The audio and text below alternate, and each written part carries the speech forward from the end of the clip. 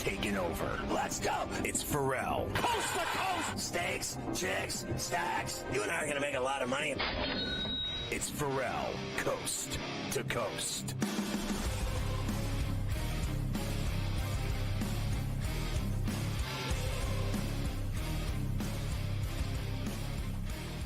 It's Ferrall Coast to Coast in the biggest way possible right here on SportsGrid and SportsGrid Radio. Great to have you with us on a Tuesday. Carver High in for Scotty. Of course, go for the two. Joe Lisi joins us momentarily here, as he always does on Tuesdays and Wednesdays. We have a lot going on. Very busy day. We'll talk about the football this weekend. Loaded up with the guests today. We're going to do all our golf stuff today because the Golf Smartly is starting tomorrow instead of Thursday because of the football on Sunday. So we'll do all of that. We have DeCourcy as always. We have Gabe as always. We have Davis as always. Adam Kaplan today because he couldn't do yesterday. And we got coaches getting chopped. Not in the NFL, which we would talk about a lot. NBA. Nothing like getting whacked when you're 30-13. We will discuss that in a moment. Let's start as always with the birthday roll call. Willie Mo Pena checking in at 42. Larry Hughes, 45. Juan Rincon, 45. Tito Ortiz, 49.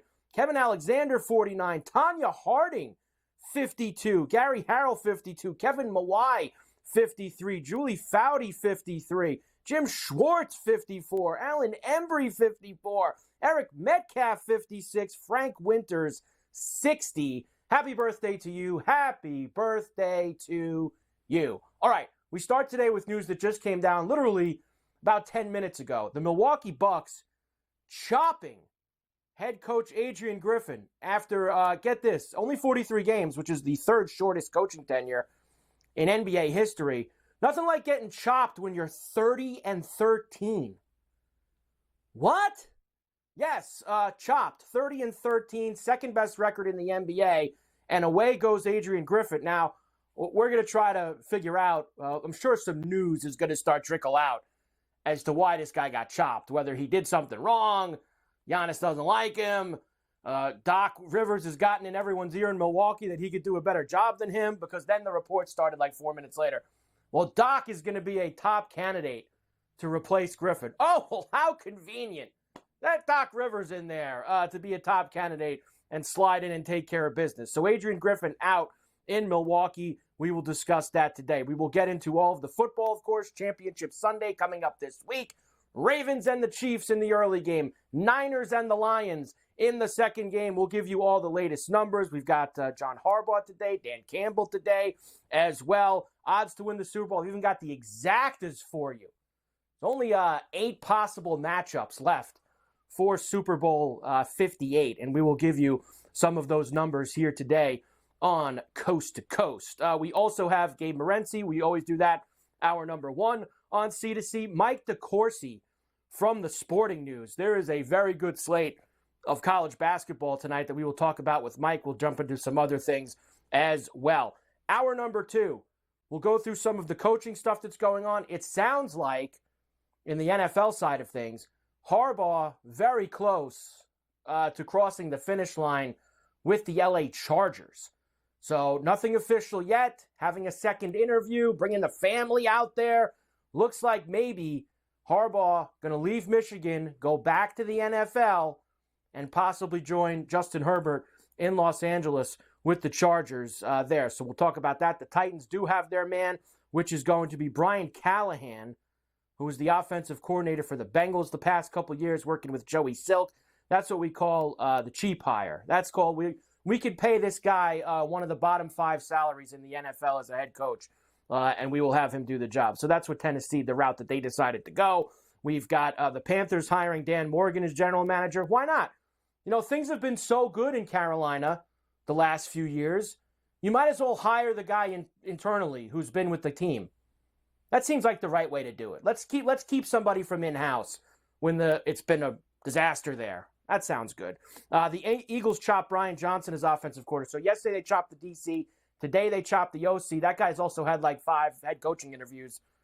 I get an interview, you've got a coaching job. You can't even keep your job as the OC. There you go. We got Josh Allen today as well on the day after yesterday talking about the loss to the Chiefs. All right, I told you we moved the golf up one day. Usually Golf Wednesdays on Coast to Coast.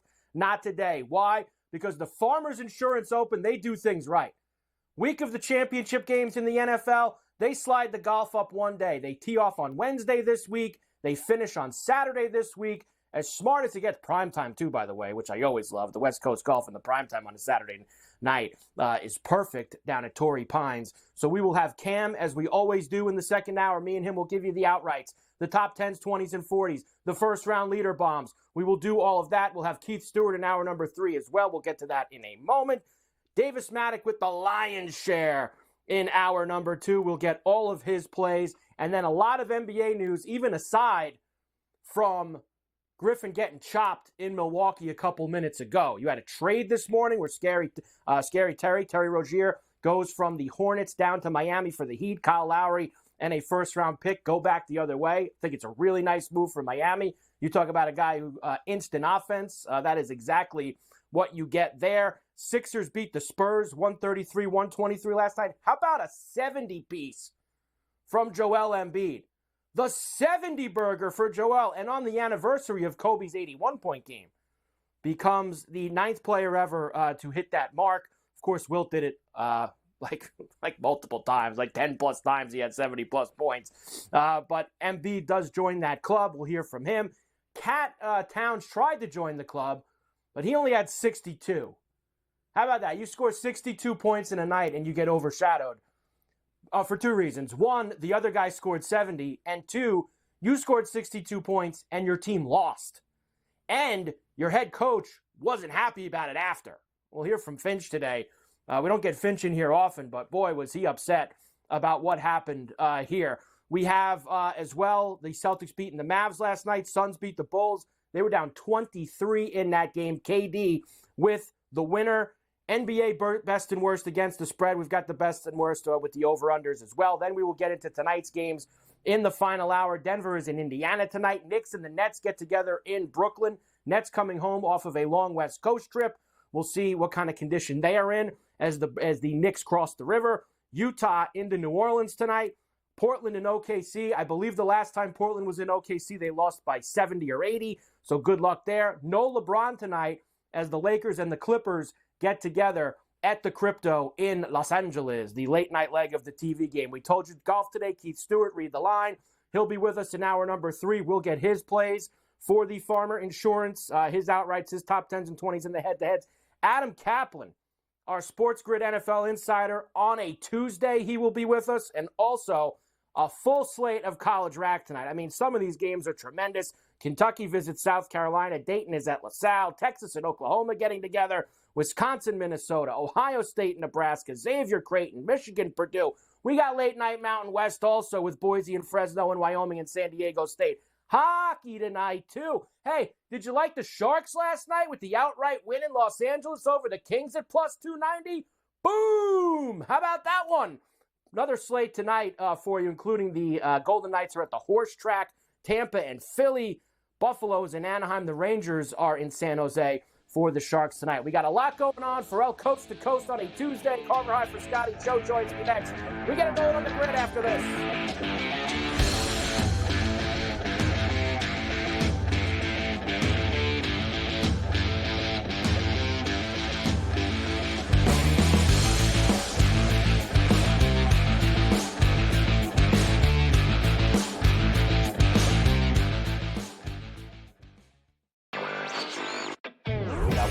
Games of the year, Warren, on Sunday night as the Chiefs are now headed back to a 6th championship game.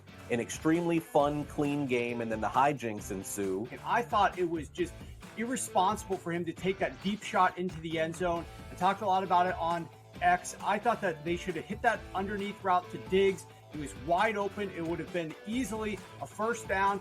Newswire, only on SportsGrid. Kyle Shanahan said after the game it was the same shoulder that made Deebo Samuel miss 2 games throughout this regular season in 2023. Last time it was a scapular fracture. He missed a couple weeks. By video, we don't see that. It was the play that he got hit and had a head check. It's more believed to be a muscle injury. X-rays are proven to be negative. They're saying 50-50 right now. The early line Only on SportsGrid. I'm not going to lie. I'm a Knicks fan. I feel bad for Obi Toppin. I mean, Obi Toppin was backing up Julius Randle, and then he got his opportunity. Indiana was playing great, didn't play deep, brought him off the bench, and now they got Pascal Siakam, and now he's going into a free agent year. So Obi may be looking for a new home, but I do like that fast break if it's Halliburton with Obi and Siakam. Betting above the rim. Only on SportsGrid. Some refer to him as a game manager, Mark. I mean, throwing for over 250 yards in divisional round, 39 attempts. I don't know if that really chalks up to being a game manager. He was kind of throwing it around with 1 touchdown, no interceptions. Pretty efficient. Whatever we saw from Jared Goff in 2 home playoff games, I would expect something dynamically different from what we're going to see from him on the road. That's just the way it's been his entire career. His home road splits have always been pretty dynamic. Football Full Circle. Only on SportsGrid. It's smarter to be on SportsGrid, your 24/7 sports wagering network. Well, look at the Heisman Trophy. The early line. And what it all means. Individual success. You should have tried to get something for Anthony Rendon. Not bought at the deadline. Newswire. We're getting a lot of news, trades, cuts, and some movement in terms of starting quarterbacks, Ferrall backup quarterbacks. coast to coast. I want to watch great players make buckets and win games. Game time decisions. I have no idea what the heck the Blazers are doing and what they In-game live. Just Prime time. Yard for a grand slam. The bottom of the 4th inning in a 12-2 baseball game. We got football scores going on at Wrigley right now. Sports Rage that was Late good Night. We waited for 1.5. We got paid. We did. Didn't like the 2.5. Jumped on There's it. no taking weeks off in golf betting, ever. These are the best weeks to bet. It's smarter to be on SportsGrid. Oh, what's up? You watching the game? Or maybe the one later? Put a little BetMGM action on it, and now any game becomes the game. When you got overs and unders, you're in it every time they throw the ball, kick the ball, dribble the ball. Maybe it's not even a ball. Who needs a ball? Now that bet's got you watching every inning, half, round, period, set, hole, a lap. Right from the edge of your seat. Hit them with the promo.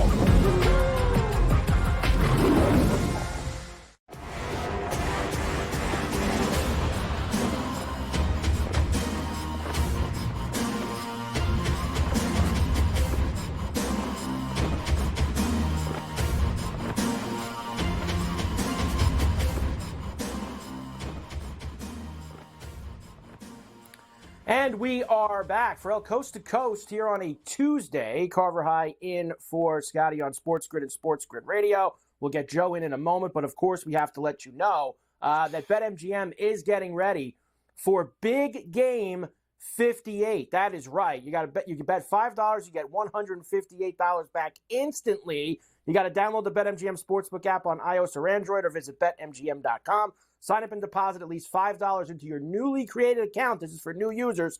Place a wager in the amount of at least $5 at standard odds price. Once you have placed the bet, you will receive $158 in bonus bets, regardless of the outcome of your wager. You got to use bonus code SG158. That is BetMGM.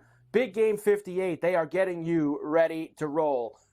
Always on Tuesdays and Wednesdays here on Coast to Coast, we roll with the extended version of the very popular SportsGrid radio show Carver and Lisi, which airs weeknights at 8 p.m. East on SportsGrid Radio. And that, of course, is with myself and the encyclopedia of college football, the one, the only, Go for the 2, Joe Lisi. Hi, Joe. How you doing? Hi, Carver. Championship weekend coming up, and that Kyrie screwed me again last night. Did you see that? He didn't step up. He couldn't get to 30. He's right at 26. Unbelievable. Yes. Just unlucky, Joe. Very gutless indeed. Bad job by all of them.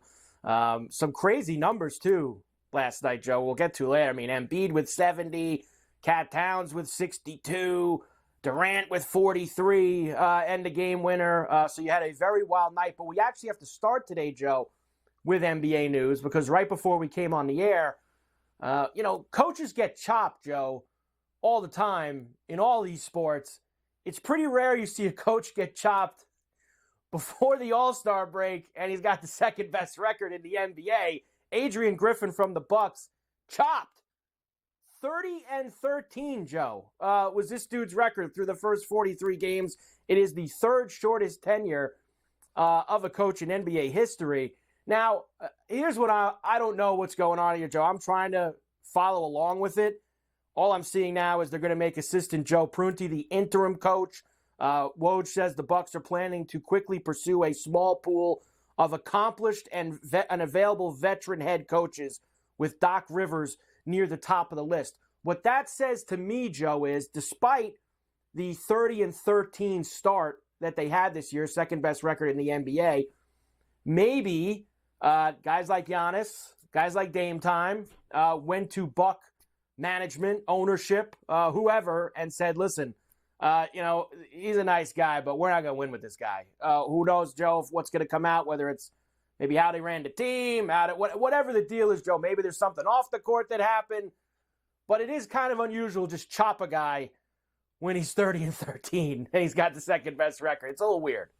Yeah, absolutely. And I'd love to see the press conference about the reasons why and see if they sidestep the real reason why they chopped him. But you're right. I mean, and think about this, Giannis and Dame Time has stepped up. He's been a little bit inconsistent in terms of game to game, hasn't been as consistent with the 3-point shot. Giannis has been in, he's been out of the lineup battling, minor injuries. So maybe from a continuity perspective, the players did go to the organization and upper management and forced the change. I mean, that's the only thing I can imagine. They're 17 games over 500.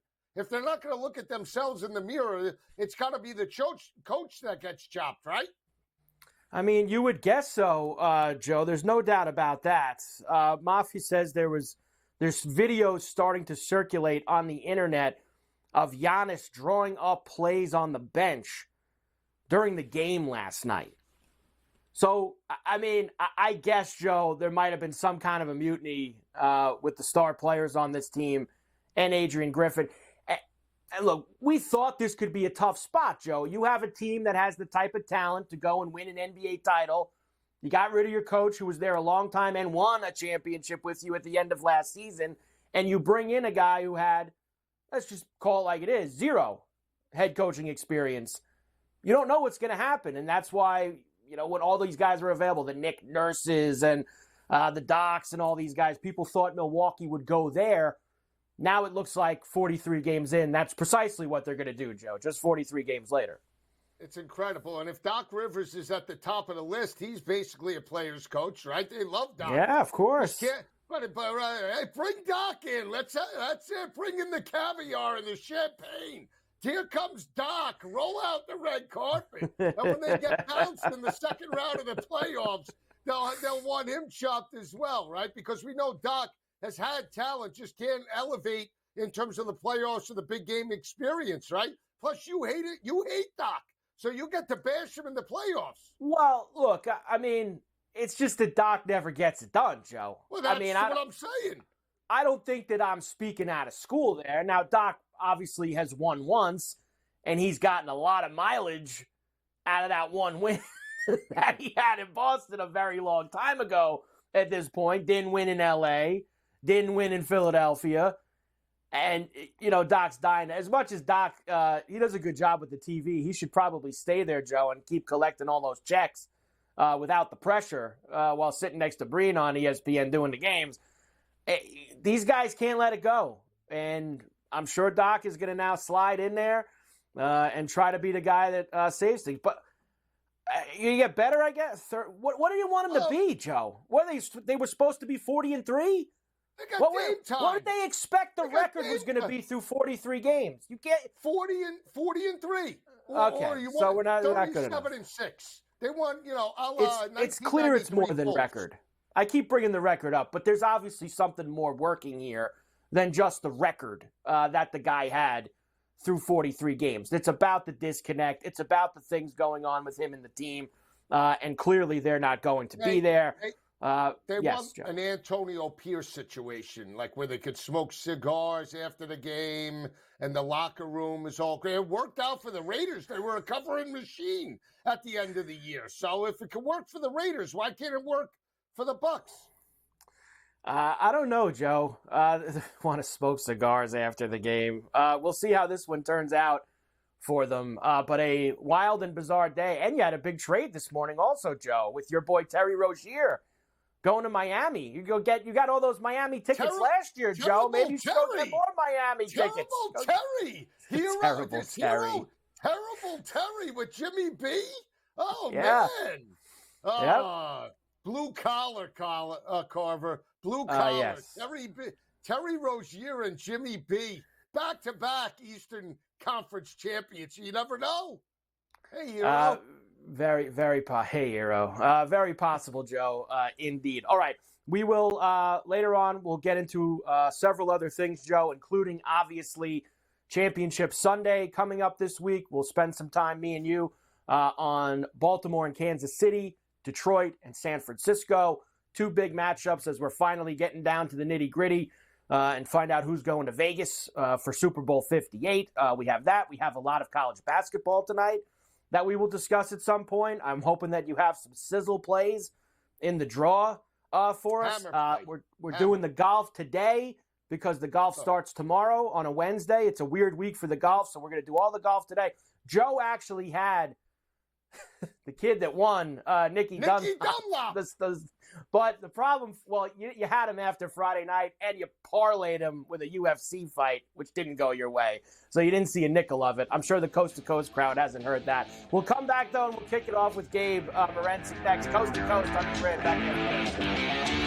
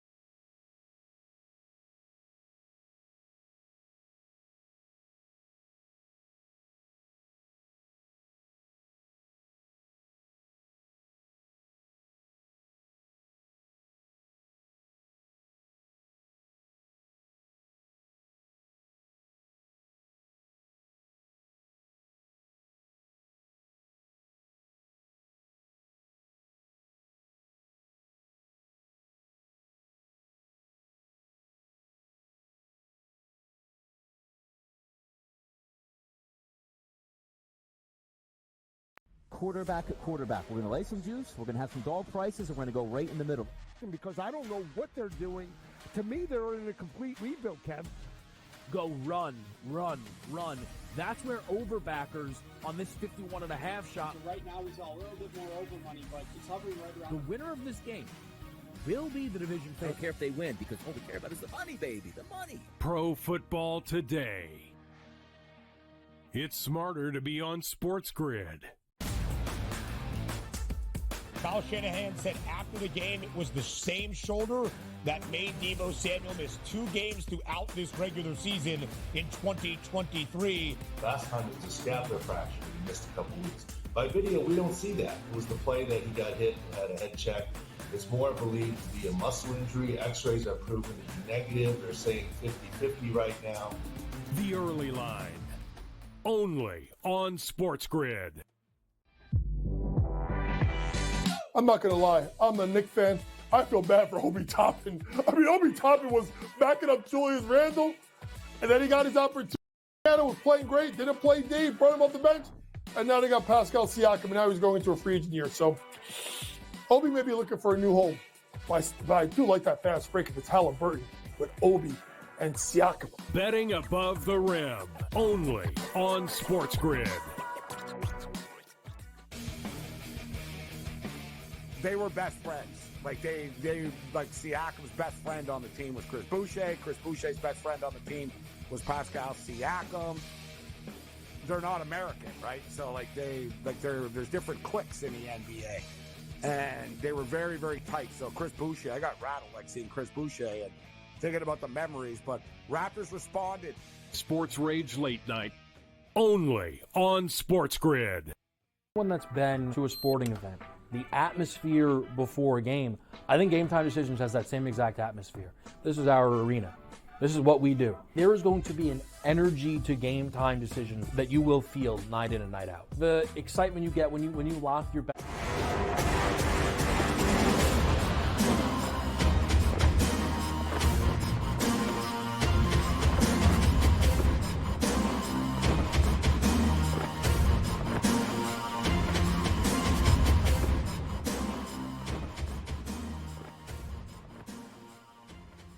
And we are back, Ferrall, coast to coast here on a Tuesday. Carver High in for Scotty on SportsGrid and SportsGrid Radio. Great to have everybody with us. Of course, every day we have Gabe Morency with us.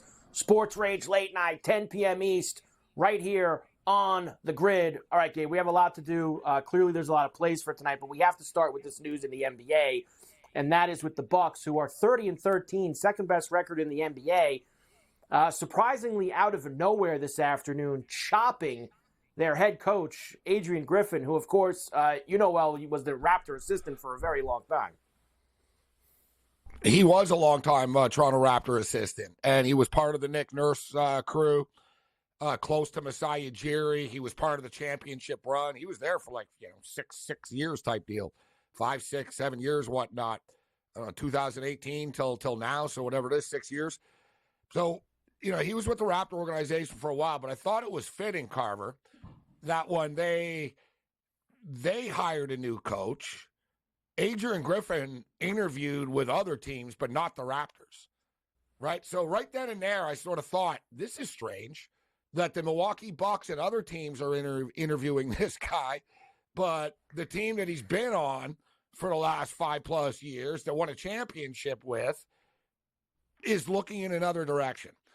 Now, there was a domestic incident at the time that the Raptors took a little heat from because they didn't really do anything about it. And, it was settled out of court or whatever happened there. So, I'm just saying, you got to find it kind of, when you got a team that's looking for a coach, they lose their coach, and Nick Nurse goes and interviews in Milwaukee. The assistant goes. I thought that was fascinating at the time, Carver.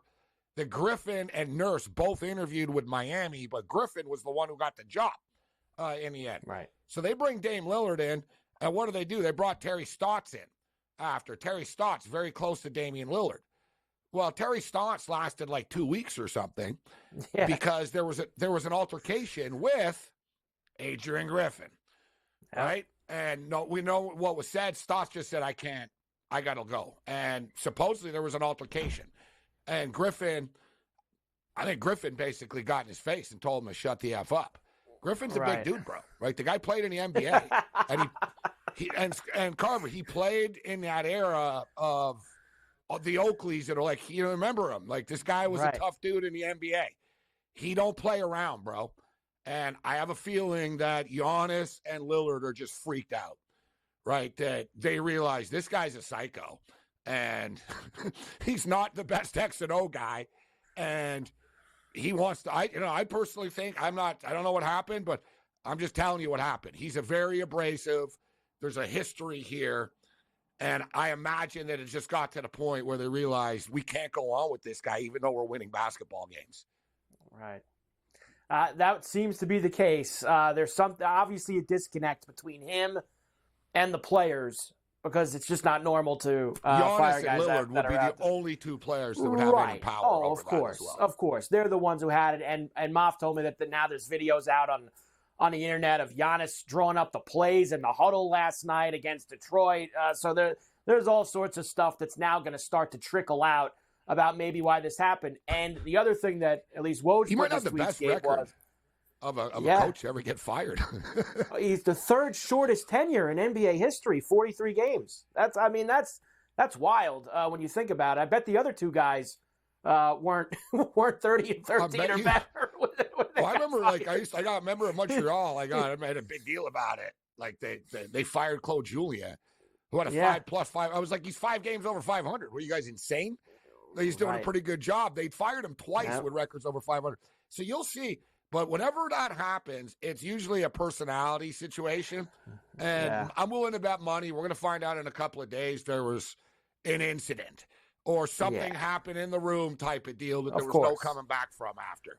Right? No Giannis went to management and said, listen, this guy's going to punch someone, or like here. this is not going to end well for anybody, even though we're 30-13. Like, you know what I mean? Get this guy out of here. And right now, the Raptors, like I said, Carver, interesting angle that I brought up, right? Now the Raptors, they kind of look like there's a reason why we didn't hire this guy. We didn't really want anything to do with this guy. And now, of course, the name that flies right out from everybody is, oh, well, Doc's going to get the job. Everybody's so eager to go and run and get Doc Rivers. When he's obviously he won a long time ago, Gabe. Didn't win in L.A., didn't win in Philadelphia. But the players know him, and I guess it sounds like they want an established, experienced NBA coach to go in there and try to ride this thing to the NBA Finals in June. You know, Doc Rivers is a polarizing figure. I think he is a good coach, but at the same point in time, he's been given a lot of opportunities. You know what this is? This is the classic, though, good cop, bad cop. Let's just be real. I mean, they're going from a new dude who had no experience. So basically, I think it would, like, players in a room are like, dude, like, yeah, we get it. You played in the NBA in the 80s and 90s. Okay. Right. But we don't care. And you know, modern players don't care about that stuff. To the ultimate players guy. Doc ain't yelling at anybody. You know what I mean? Doc's not going to confront people.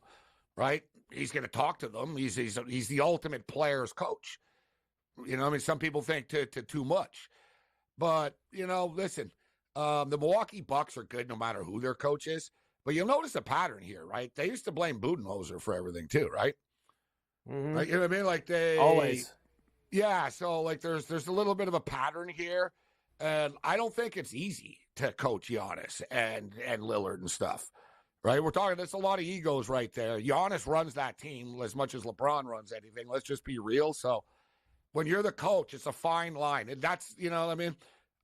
That's what this is about. I would get to that. Griffin just wasn't that sort of, yeah, sure, Giannis, whatever you say, buddy. You know what I mean?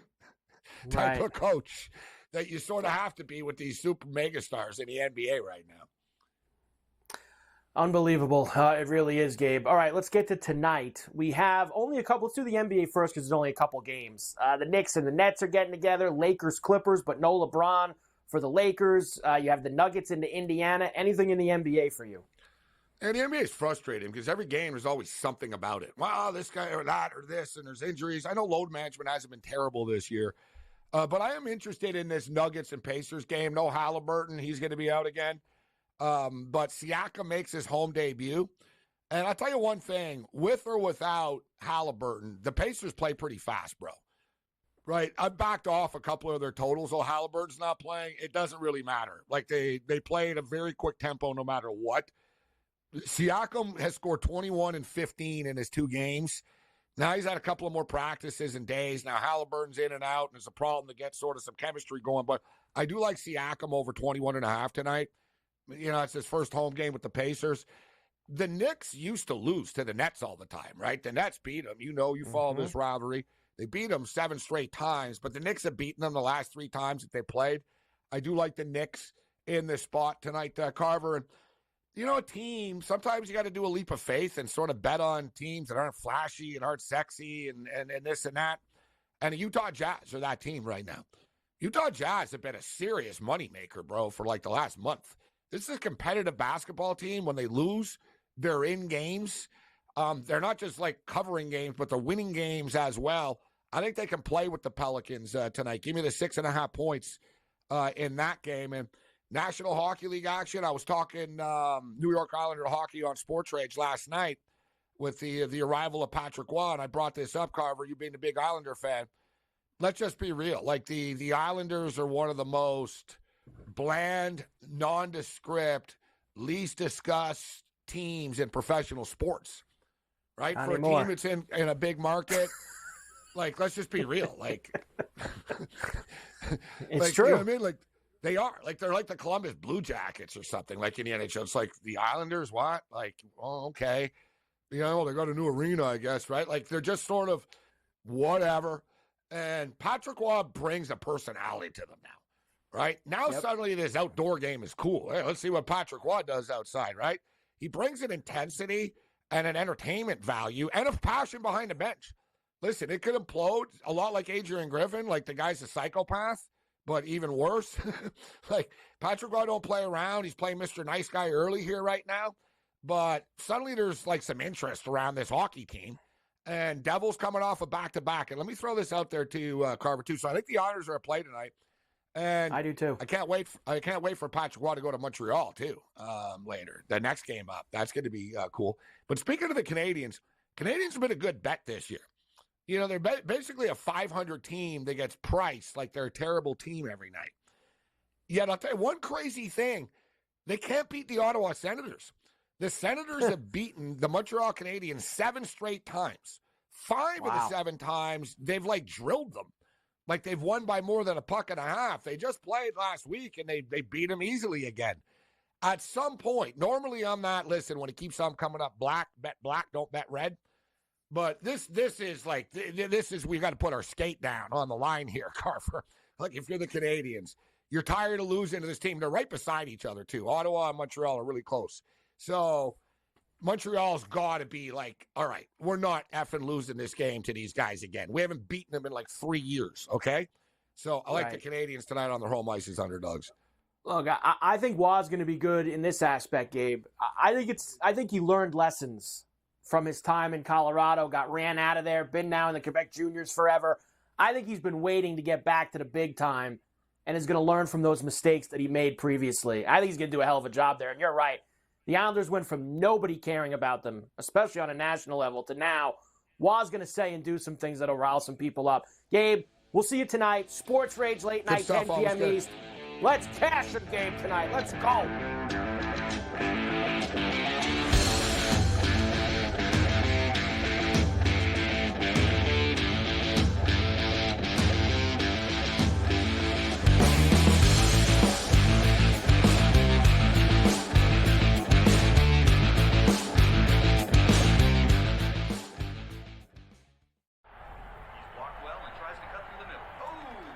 Your gut says Miami is going to win, and you should take the over. Your gut also said your NFT selfies would only go up in value. They didn't. But your head is on SportsGrid and knows the QB is in concussion protocol. The backup has a 45 QBR against the zone coverage. The New York D has the most sacks in the league. So yeah, trust your head. It's smarter to be on SportsGrid.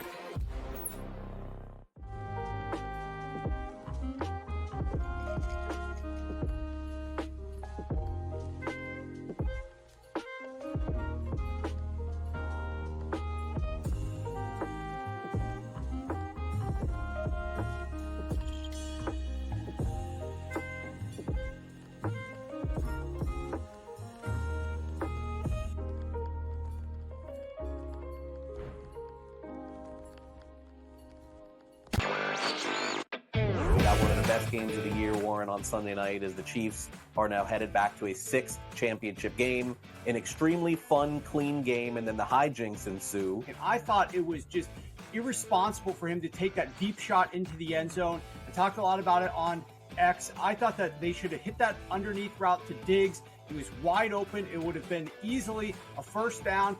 Newswire, only on SportsGrid. Some refer to him as a game manager, Mark. I mean, throwing for over 250 yards in divisional round, 39 attempts. I don't know if that really chalks up to being a game manager. He was kind of throwing it around with 1 touchdown, no interceptions. Pretty efficient. Whatever we saw from Jared Goff in 2 home playoff games, I would expect something dynamically different from what we're going to see from him on the road. That's just the way it's been his entire career. His home-road splits have always been pretty dynamic. Football Full Circle, only on SportsGrid. It's smarter to be on SportsGrid, your 24/7 sports wagering network. Well, look at the Heisman Trophy. The early line. And what it all means. Individual success. You should have tried to get something for Anthony Rendon. Not bought at the deadline. Newswire. We're getting a lot of news, trades, cuts, and some movement in terms of starting quarterbacks, Ferrall, backup quarterbacks. coast to coast. I want to watch great players make buckets and win games. Game time decisions. I have no idea what the heck the Blazers are doing and what they In-game live. Just Prime time. Yard for a grand slam. The bottom of the fourth inning in a 12-2 baseball game. We got football scores going on at Wrigley right now. Sports Rage That was Late good betting. Night. We waited for the 1.5. We got paid. We did. Information. Didn't like the 2.5. Jumped on There's it. no taking weeks off in golf betting ever. These are the best weeks to bet. It's smarter to be on SportsGrid.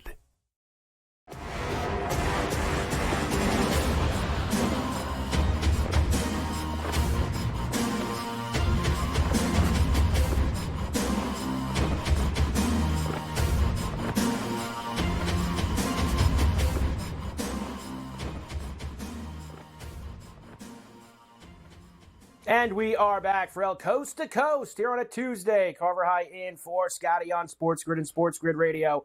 Great to have everybody with us here today every week. It is great to have Mike DeCourcy from the Sporting News with us. Plenty to do with Mike today. Hi, Mike. How are you? Hello, Michael. What's going on? Not much. We got a lot of good college basketball games that we got to talk about for tonight. We have several other college basketball notes, but we'll do the football first. Let's start with the Final Four now in the NFL, and more specifically, Lamar Jackson, who you wrote about here in this past week. The Ravens one step away from getting back to the Super Bowl, first time with Lamar. Injuries the last couple of years for him, Mike. And of all these guys that are left, when you talk about who to root for, you know, when it's four teams and everybody's team's mostly been eliminated, the regular fans like looking, who do I want to see win? And I feel a guy like Lamar Jackson is so easy to root for because of just his personality, how he plays. And I think that a lot of people are going to be rooting Lamar and probably the Detroit Lions as well because of their history. But Lamar's a great story, Mike. He is. There are so many different elements of it that are great stories. The betting on himself element, which is kind of really an American thing to do, where he was his own agent. Not everybody recommends that, but he handled it, and he stood his ground and wound up with what he wanted. And not only did he get what he wanted economically, but he also, I don't know that he demanded this in negotiations, but I think it became clear to Baltimore that if they were going to go all in on Lamar Jackson, that it didn't make any sense to continue to go all in on playing 1970s football. That they had to start to appreciate what the incredible ability that he has to run the ball and the fright that puts into a defense opens up to a passing game. They tried a few times to invest in wide receivers with number one picks, but they didn't really do it very well. This time with Zay Flowers, they've hit.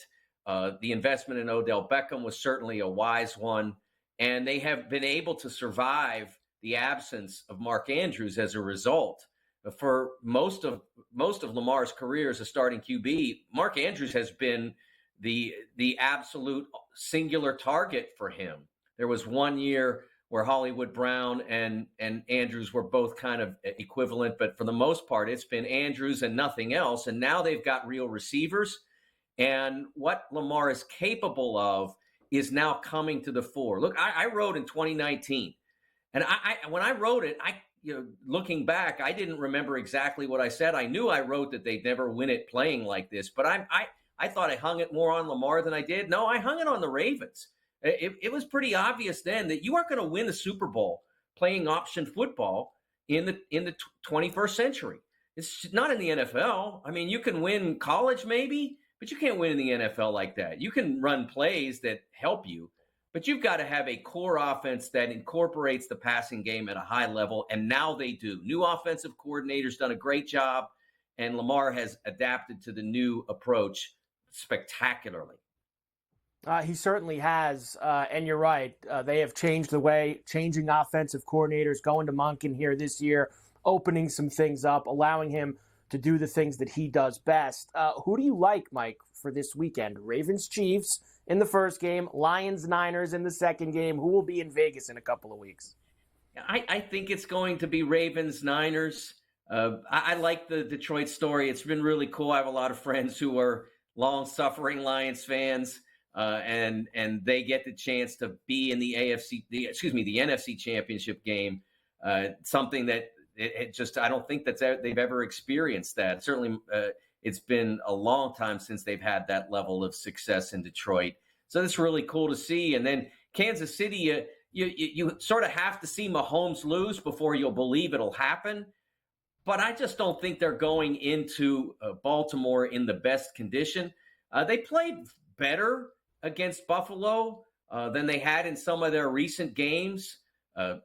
Valdez-Scantling made that great catch over the shoulder. We hadn't seen him catch anything for a month and a half, and then he caught that ball, and you start to think that they can do it. But then they beat themselves a little bit with the fumble at the goal line. So I just don't think you can afford to play like that if you're playing against Baltimore. Baltimore's defense is too good.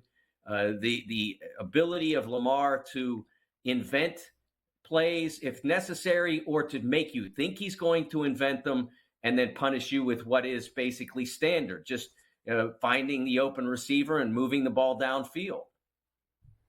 No doubt. No doubt about that. I really hope it's not Ravens-Niners, but I'm with you. I probably lean to that's what it would be. I would like to see the Lions somehow, some way, get this done out in Santa Clara on Sunday. All right, college hoops, Mike.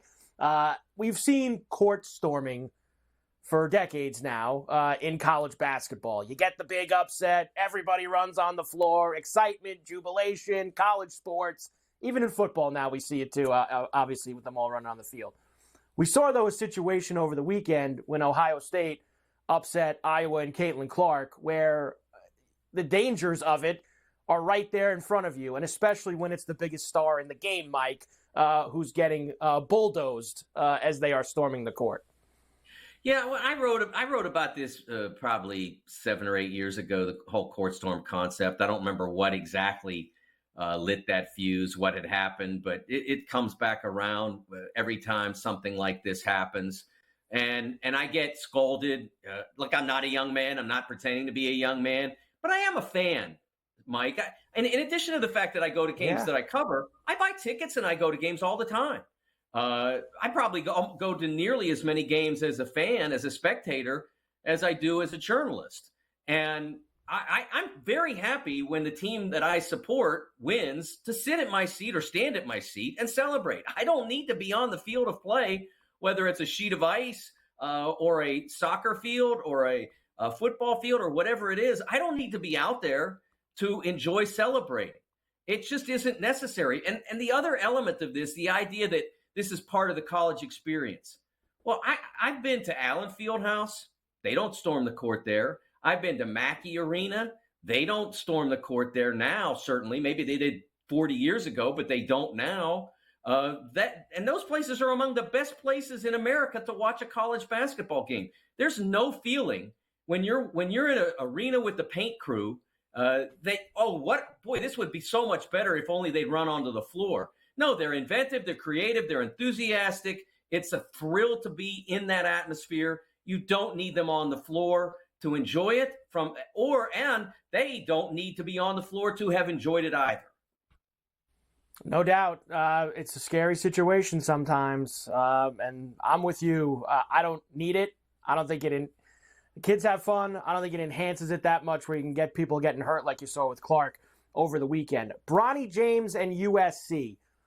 In the news a little bit this past week, Mike, also because you had that LeBron post-game press conference last week where he's trying to do the interview. He's watching Bronny on the TV at the same time as USC is playing Arizona.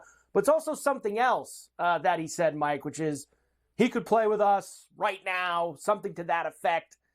Why put that kind of pressure on him? The kid, it's amazing, Mike, that he's even playing right now with what he's gone through in the last 12 months.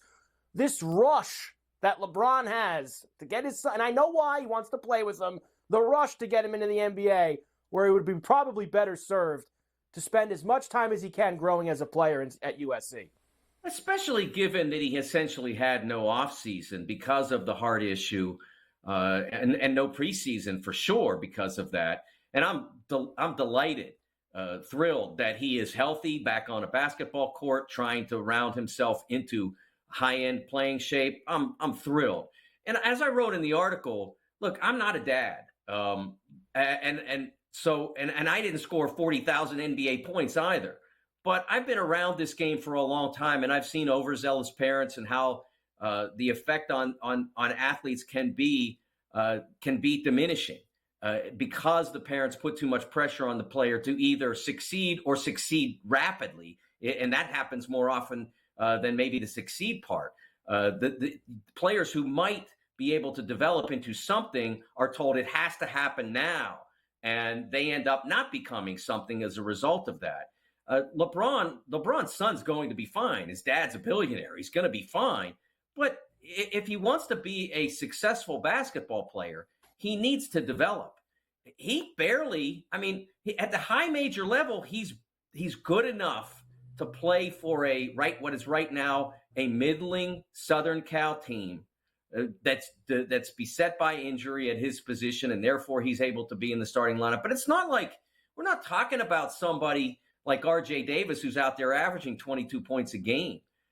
He needs to learn how to play this game at this level, and then maybe after he masters that, and he's not going to master it by the end of this year, then he should go to the NBA. But I think if you look at Bronny's game, it's a 2-year timeline minimum, and I wonder if his dad's going to allow him to get there.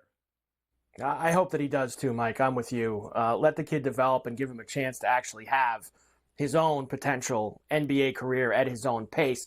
Purdue is number 1 once again in DeCourcy's dozen. They are number 2 in the country, but DeCourcy's dozen is all that really matters, and they're number 1 there. They're playing tonight against Michigan. It's been a rough year for Michigan so far, 7-11 on the season. They go to Purdue tonight. This is a very big number. More of the same from the Boilermakers at home tonight, Mike? Yeah, I think when they play at home, I mentioned the Mackey crowd. They're not going to let their people down. They're going to go out and play. Purdue's only problem as a team this year has been when in a road venue against a NCAA tournament aspirant, that they sometimes have struggled to quite meet the level of intensity that the opponent brings. Now, that happened against Northwestern, and it happened against Nebraska earlier. Last week, they certainly went into Indiana, and they were ready for that one because they got swept by the Hoosiers a year ago. You knew they were going to be ready for that. But then they went to Iowa, and Iowa is a team that's trying to get itself into that kind of shape. And that was a position where, because of the way Iowa plays, and it's kind of fun, and you're kind of loose, and they're not going to squeeze the life out of you defensively. So you could get caught up in a game where you're just trading buckets, and all of a sudden Iowa throws in 6 threes, and it's like, oh my goodness, we lost that game. But they didn't let that happen at all. Purdue went out there for business from the beginning. So I think that Purdue is starting to figure out what it needs to be great. The components are there, and then it's just about attention to detail on those particular nights, and I think they're getting that. So I do not envy Michigan this evening.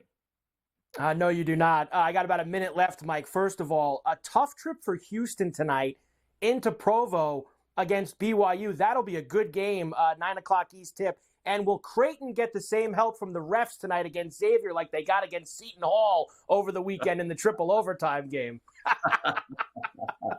Well, the trip to Provo, BYU is the underdog in that game, which surprised me a little bit.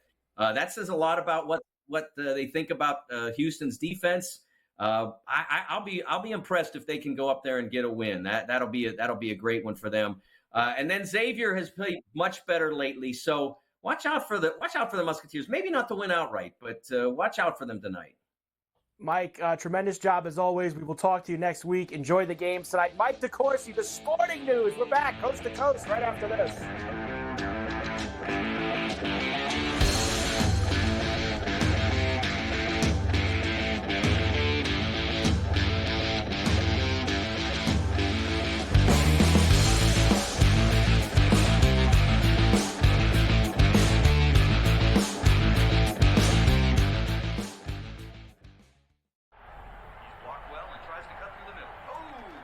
Your gut says Miami is going to win, and you should take the over.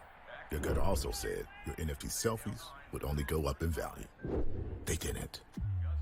But your head is on SportsGrid and knows the QB is in concussion protocol. The backup has a 45 QBR against the zone coverage. The New York D has the most sacks in the league. So yeah, trust your head. It's smarter to be on SportsGrid.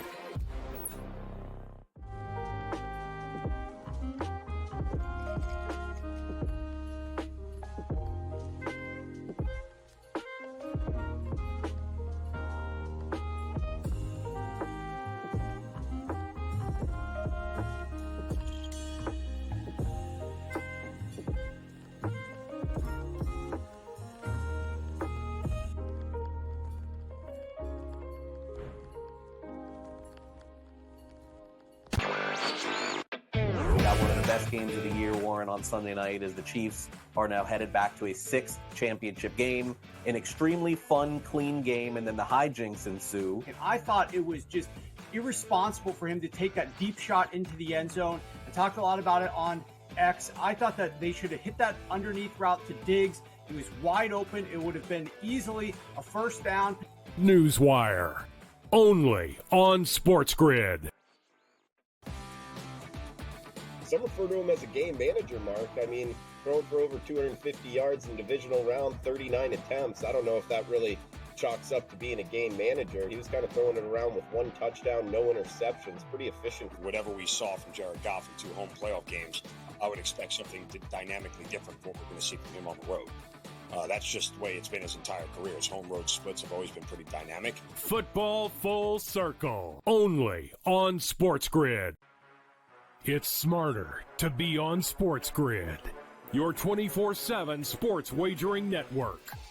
We'll look at the Heisman Trophy The early line. and what it all means. Individual success. You should have tried to get something for Anthony Rendon. Not bought at the deadline. Newswire. We're getting a lot of news, trades, cuts, and some movement in terms of starting quarterbacks, Ferrall, backup quarterbacks. coast to coast. I want to watch great players make buckets and win games. Game time I have decisions. no idea what the heck the Blazers are doing and what they In-game live. Just Prime took him time. yard for a grand slam. In the bottom of the 4th inning in a 12-2 baseball game. We got football scores going on at Wrigley right now. Sports Rage That was good Late betting. Night. We waited for a 1.5. We got paid. We did.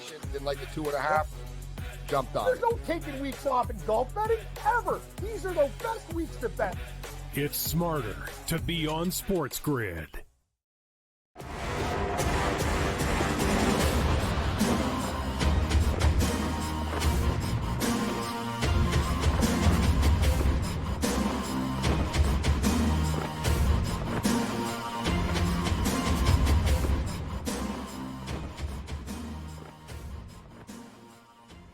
And we are back. Ferrall Coast to Coast here on a Tuesday. Carver High and Joe Lisi in for Scotty on SportsGrid and SportsGrid Radio. Great to have everybody with us. All right, Joe, at the top, we'll start to get into the games for Sunday. Of course, AFC, NFC Championship game, 4 teams left.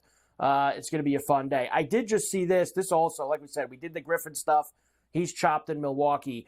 The other story from an NFL coaching side that came out in the last couple of hours is that the Chargers and Jim Harbaugh are reportedly in, quote, striking distance for a deal. Apparently, Joe, going out there for a second interview, bringing the family with him, all sorts of stuff. So it sounds like, Joe, it's close to maybe Harbaugh leaving Michigan and trying the NFL once again, of course, going back since after he left the 49ers to go to Michigan. Yeah, and, you know, he has the California love and coached it up, and there's a competent quarterback for the most part in Justin Herbert, something that he needs, and he could just worry about the defense. So this is a pretty good fit for Jim Harbaugh. Whether he takes the job or they sign the deal, only time will tell, but let's see how it plays out, baby. Indeed, and we've been doing this for years now. The Chargers, you know, they have a lot more that they need than – you know, everybody thought it was a ready-made Super Bowl team. Herbert's great. Herbert's this. I think this will be good for Herbert, Joe, if this happens, because I still think that there's a couple levels for him to go up. I don't think he's been at the level of these other guys that we talk about in that upper echelon, the Mahomes, the Burrows, the Allens, the Lamars.